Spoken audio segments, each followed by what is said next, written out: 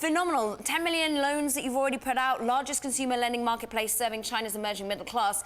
This could be something that was really rather appetizing for the investor base here. You've seen how Snap has gone. Is now the perfect time to IPO? China Rapid Finance actually is try to work with the regulators and also try to develop our strategy to serve a huge untapped market in China. There are about 500 million people who do not have credit access, but they do have a quality employment records, do have a quality jobs. So China Rapid Finance really tried to leverage our superior technology, find a way to serve this huge untapped market. But therefore, you've already made some success by the amount of loans you put out. We've said that you might be eyeing a public market debut in the United States this year. Could we see it come this year? China Rapid Finance, as a startup company, really we're looking for all possibilities to fund our operation. So we don't rule out any kind of possibilities.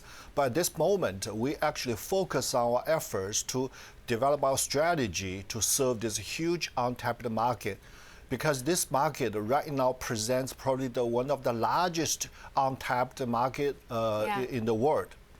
Talk to us about, therefore, if you did raise money in whatever form, how are you developing that strategy? What is it that you're pushing forward? Is it just regional expansion? Is it developing the technology, some of the AI and the machine learning you've brought on board? Yeah, actually, not like in the US market, where the consumer lending pretty much based on so-called credit bureau information, using credit information to assess people's willingness to pay, capability to pay, and stability. In China, we are operating in a space not covered by banks. This population, actually, they have a quality employment records and good jobs. So we are using the data available in the internet space, mobile space, such that we can form a prediction set using the so-called predictive selection technology to find good borrowers. Potentially, we can help them to get started on our platform and build up the credit history. So we provide so-called affordable credit for the amount of those people who do not have a credit access. So the technology is the key.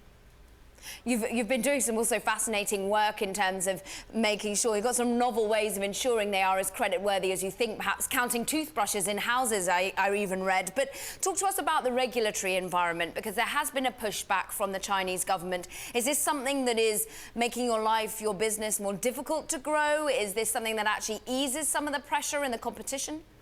Actually, you're right. Actually, regulators really try to help this sector to grow in the form to protect the lenders and also protect borrowers. So we're working very closely with regulators, try to develop a strategy can help vast majority of the borrowers provide them affordable access to credit.